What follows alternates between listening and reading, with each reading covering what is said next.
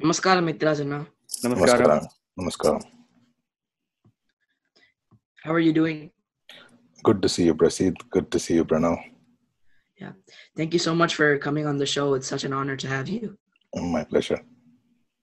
So, Uncle, being that with COVID around, we weren't able to see each other in person. So, how has COVID affected you? How are you doing with it? How's it going on? Like in general, we are trying to stay home as much as possible. So you're not going out anywhere.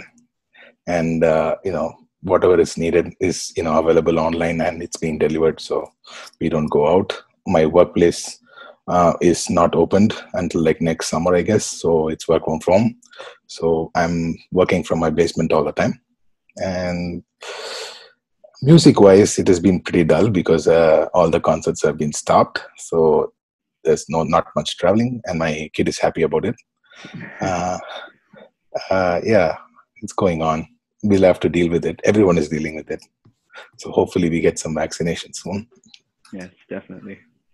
So it's beginning to I'm beginning to get back into concert thing. Like I have one concert next month and I have one in December. So it's kind of like starting to catch up. People have realized that virtual world is going to be the future, Right. at least for quite some time. So people are trying to get onto it. I see a lot of Facebook lives. I see a lot of YouTube things, channels being started and stuff. So I think it's people are taking it and moving on with what they have. Yeah, and it's really nice to see a lot of people, especially knowing that we're in this kind of situation, and they're starting to find different ways to bring the concerts to us. So it's really nice. Yes. I think everybody is adapting to it. Everybody is like, wants to move with the new change. Whether it's good or bad, just move on with it. Right.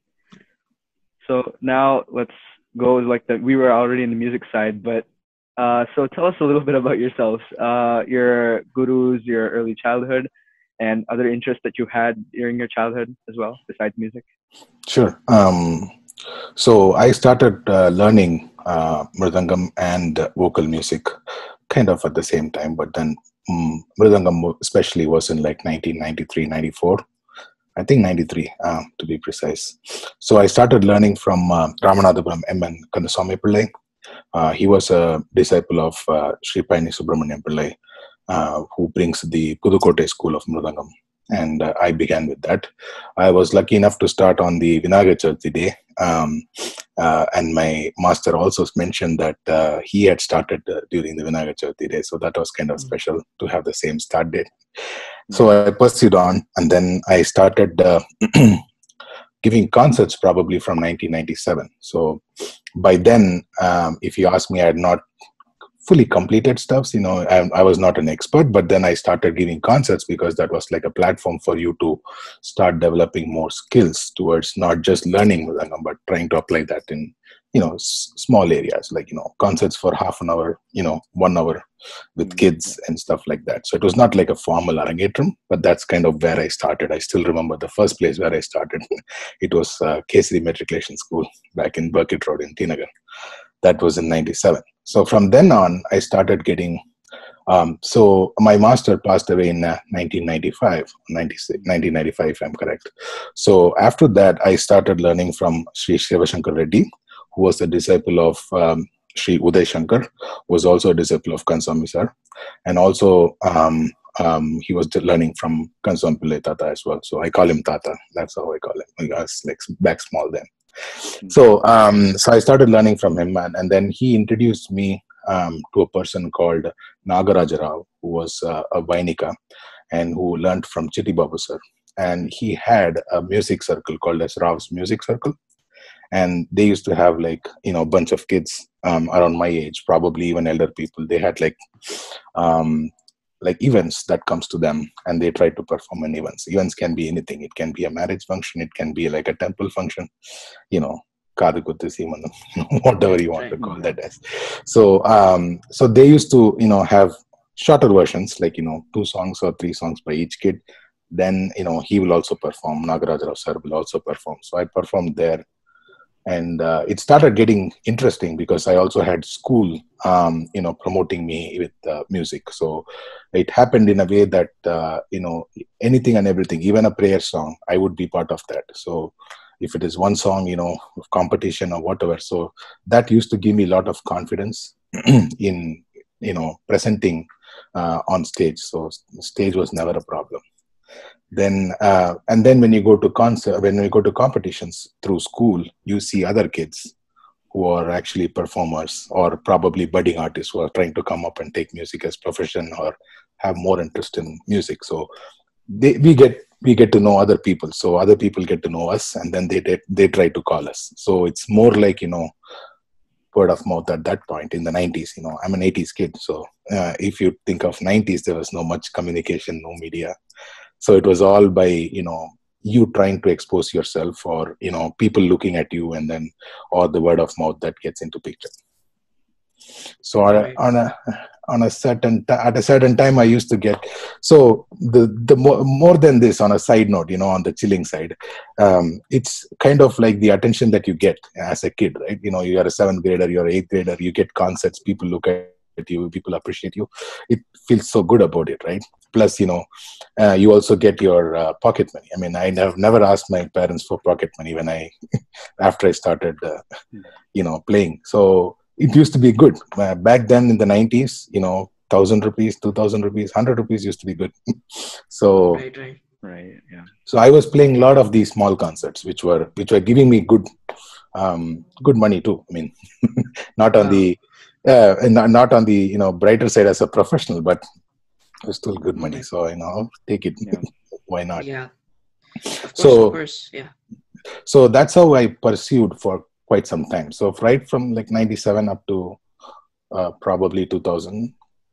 So I think in 1998 or 99, I got introduced to an academy called as VDS Arts Academy. So it was run by VD Swami's group, and they had a concert promotional or a promotional events that they used to run on Friday, Saturday, and Sunday. So back then they used to have two concerts, 6 to 7, and then 7:15 to 8:45 or something like that. I don't exactly remember it, but those were kind of like they had like a pool of talents. Like they had probably 30-40 mridangists whom they screen and keep them available, and then maybe 40 small number could be close to 100 as well, I don't know.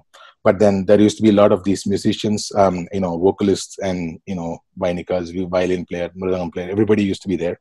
So people can choose on which artist they want. So they used to choose me and then another person, because we are all in the school competition side, so people know this name, so it's easier for them to talk to me rather than talking to someone new. So that's how it started getting more into like playing concerts. So at a point in time, used to play 15 to 20 concerts was normal.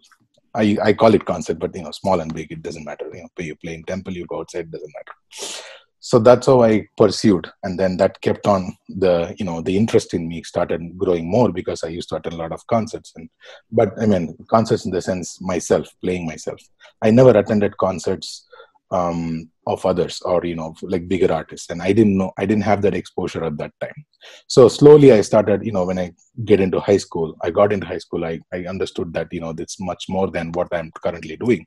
So I used to listen to concerts. So back then, getting into concerts, the tickets itself was like, either it's costly, for me at that point in time, or it was too crowded. I mean, I couldn't even get a ticket by myself. You'll have to stand in line or wait, or have someone known people to get you a thing. So the easiest I could do was get a gate pass. I mean, or the dais ticket.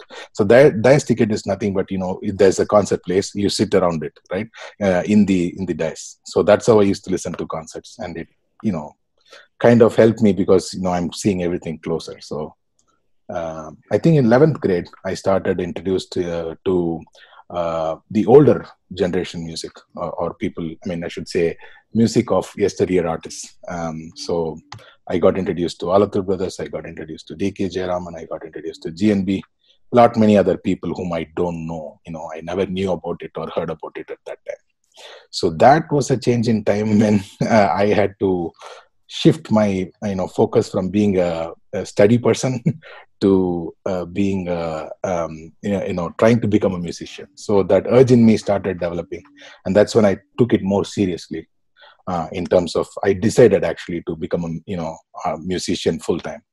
So, and then I had a lot of fight with my parents because they didn't want it. We didn't have any background, and we tried to, focus. So the challenge given to me was like, keep up your, focus on studies, get into a degree and get into a job. You can do whatever you want in music. We will support you on that. So that's how the equilibrium was, and I moved further with it. Till date, I'm trying to keep that as a balance. Work is work, passion is passion. I think Beautiful, I've beautiful. spoken long enough. You guys have to Yeah. tell me when to stop. Yeah, No, beautiful, no, no. This is beautiful. nice to listen to. Yeah. Yeah, yeah. So, you were earlier you mentioned that you were when you started learning, you started playing small concerts, and you didn't have an outing yet to be mentioned, but you had a first concert. Can you tell us how that first concert went? What was the feeling in the back of your mind, and some facts about the concert. Well, it was kind of like a short concert. I think it was 30 minutes or so. And then all I knew at that time, when you're being brought up as an artist, or trying to perform, they try to give you a template. So it's more like, hey, if it is Pallavi, play this, patterns, and then do with an ending, right?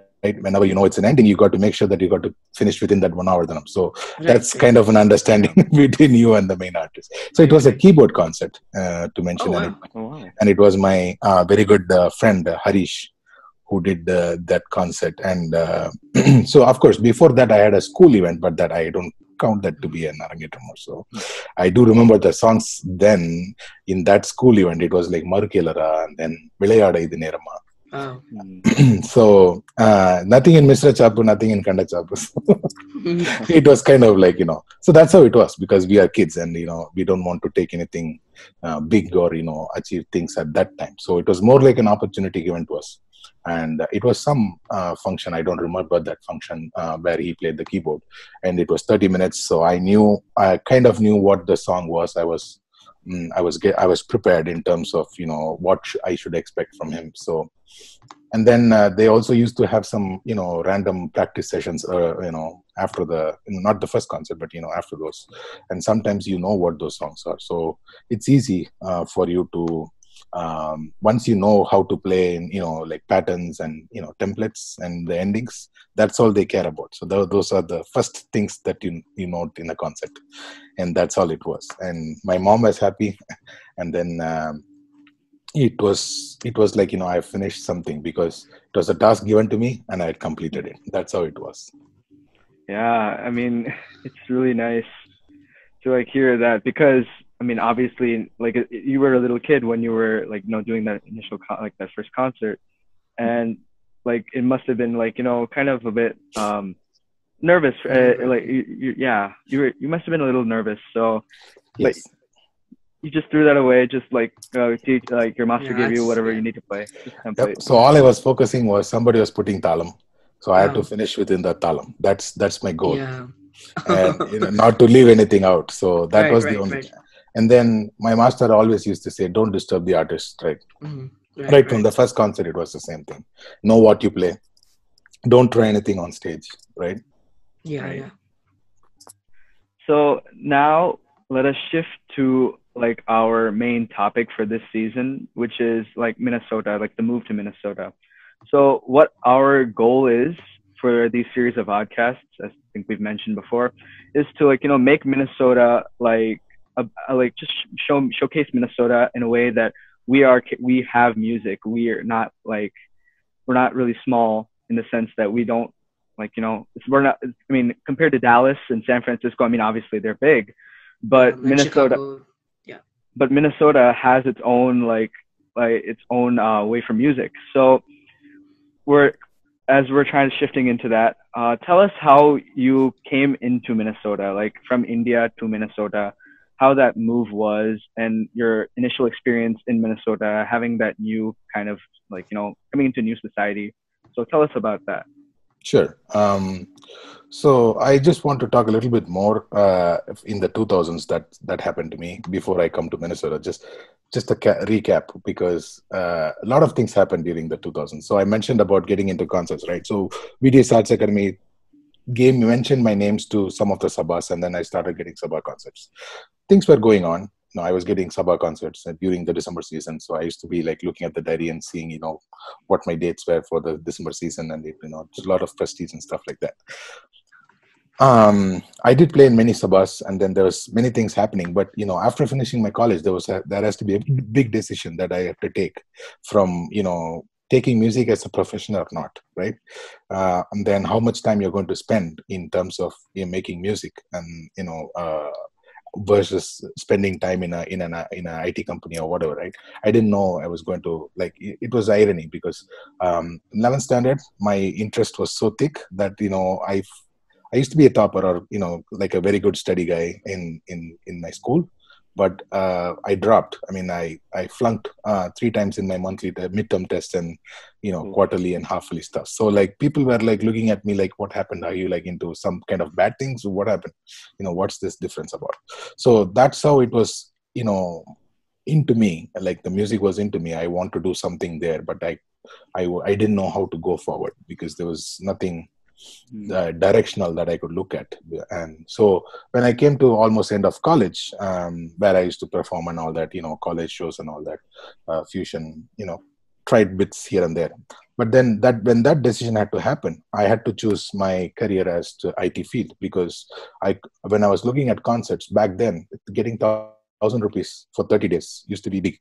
So, but you need that money to earn a living. So it's not business, but it's kind of like a profession. So you have to weigh at your opportunities, and because there's no consistency in getting a concert, you are not sure that you will get concerts 30 days a month, right? So it was tough decision. So I had to take that decision and then move on. So my workplace used to be like 30 kilometers away from the city. So if I had a concert, I had to plan it so well that I had to maintain my office things, make sure that there's no escalation or a production issue at that time.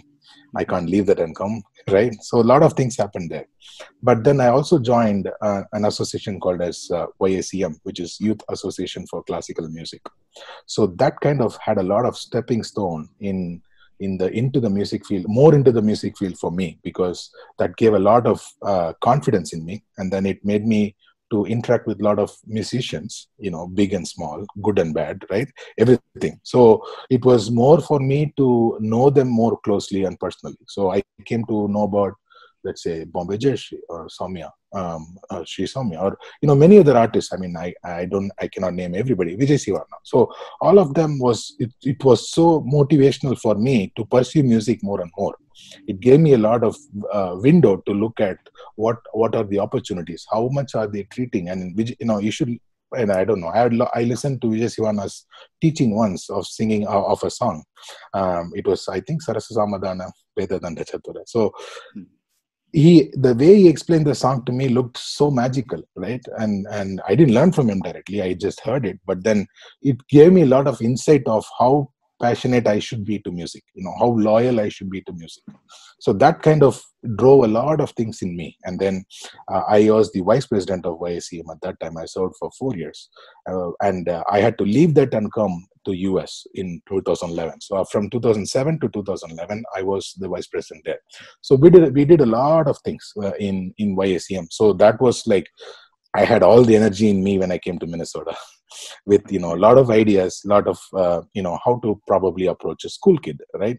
What should we talk to them about music? How do you I should also mention that my friend K.S. Ramana helped me a lot in understanding and also going through the transition between Pudukkottai school and Tanjavur school. So that was very kind of him to help me out to get to the nuances. And that's where I started understanding that I can also adapt to another school and see how best I can blend both the schools to bring out the best in me.